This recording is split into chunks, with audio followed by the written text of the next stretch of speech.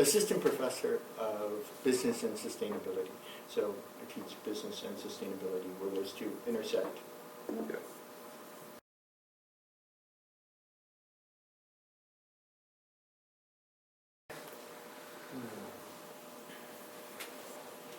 I don't know why Leonardo DiCaprio just popped in my mind. He seems like, he likes to start on these things.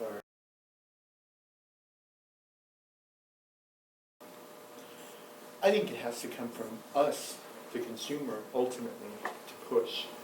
So, challenge for us is becoming aware of this because we've been trained the last 20, 30, 40 years to, it's like, buy the most recent cool thing, and it's like, oh, this is an old computer, get rid of it, it does nothing.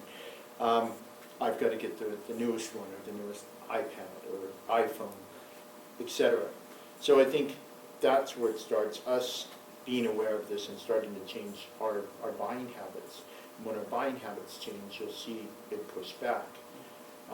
We're slowly starting to realize that our diets and what we consume are healthy. You start, can see the figures on the growth on organic produce, how it's been growing. I think we can see similar things in manufactured products probably, if we'll push back and say, no, we're not going to buy these things.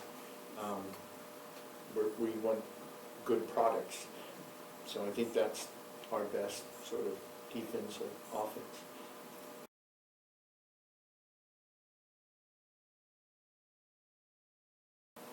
It's a good question. India in particular, because China actually recognizes some of the problems that they face with pollution. You're seeing studies produced that if you live in Beijing, that your life expectancy is much shorter, for example, due to pollution. So it's obviously striking some kind of balance to figure out how to work with companies there. Maybe sometimes, again, it's what kind of partner is the multinational company. So if the multinational company is just going in there, looking to make quick money, looking to take advantage of a low labor market, then I don't really think that's a productive relationship. Alternatively, if multinationals looking to develop a long-term presence in the market, and maybe they're bringing in appropriate technology for the areas, solar technologies, those are coming down, so that they could combine those, show how they're moving their factories off the grid and help local businesses along with themselves. So I think that's what you have to look at. I think in comparison, what would be interesting to see is what's going to happen with the fallout from Volkswagen.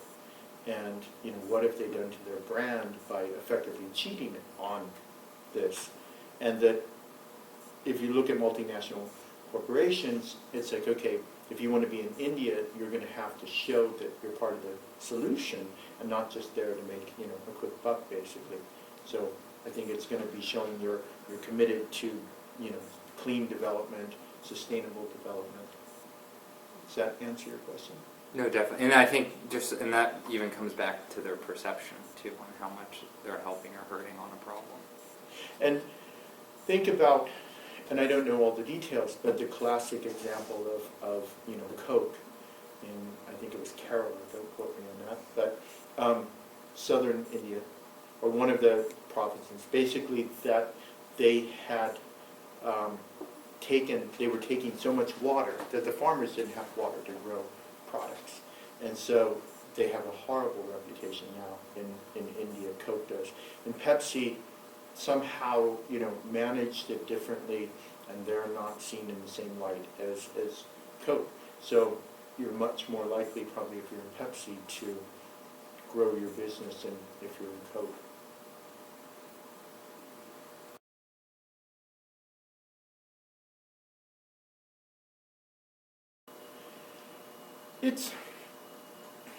I think that's a personal opinion, meaning ethics or sustainability, you can look at it. There can be ethics behind sustainability, that people think that there's a certain way you should treat the environment, and that that's an ethical issue, so that there should be a common shared way of addressing that. Other people just think it's good common sense to, not further global warming. What I try to do myself is to keep these separate. I do think it is an ethical issue. I think it's you have to find this common ground and decide, it's like, this is how we're going to act towards the environment, and we're going to be consistent across the organization. So in that sense, I do think there's a connection between ethics, but sometimes that can be a bit of a hot button for some organizations. Okay.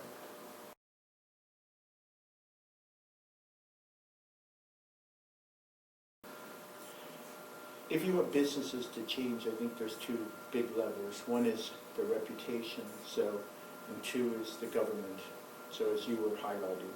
So that if consumers or whoever their particular customer is, in this case AT&T, is putting pressure, that gives them an incentive to change. For the government, again, it depends on, from a societal point of view, what we want. Think about the Clean Air Act and the Clean Water Act, that, again, we're a much better society, we're a much healthier society because these were pushed down. And in their day, a lot of businesses complained about, it's like, oh, you're going to run us out of business. And, thank God that those things were put in place, because you look at how pollution has improved over the last, in the 70s that was implemented. So, what is that, 40, 50 years almost. So in that sense, I think that government can play an important role if industry doesn't want to do it voluntarily. And I always think that it's tricky, because industry always says, oh, we'll do it voluntarily, but there's really no incentive for them to do it voluntarily unless you have sort of a stick to encourage them to do it. Because, if industry was going to do everything voluntarily, then we'd have a significant, lower level of greenhouse gases. So in some instances, I don't think just leaving it to businesses to do it voluntarily are helpful, and that the government needs to step in and create an incentive, quote unquote.